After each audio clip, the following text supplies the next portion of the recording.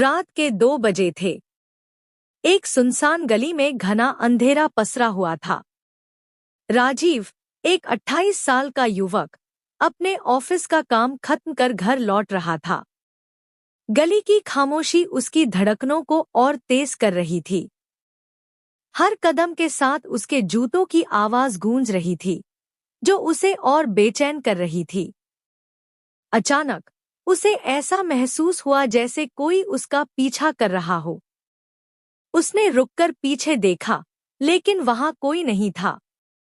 उसने खुद को समझाया, यह सिर्फ मेरा वहम होगा, और तेज कदमों से चलने लगा।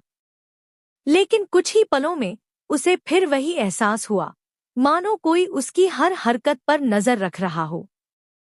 अब उसका डर उसके चेहरे पर साफ झलकने लगा था।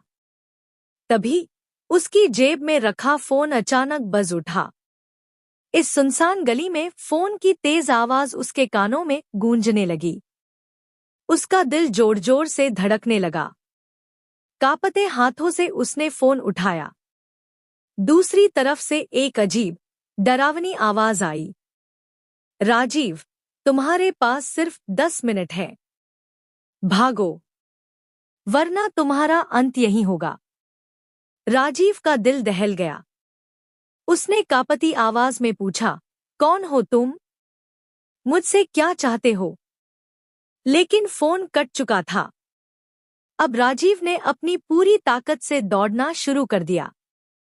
उसकी सांसें फूल रही थी, लेकिन डर और घबराहट ने उसे और तेज भागने पर मजबूर कर दिया।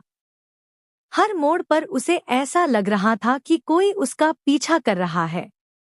उसने अपनी कलाई घड़ी देखी। सिर्फ 5 मिनट बचे थे। तभी उसे पीछे से किसी की आवाज सुनाई दी, राजीव। वह तेजी से पलटा, लेकिन उसके सामने कोई नहीं था। उसके डर का आलम अब चरम पर था।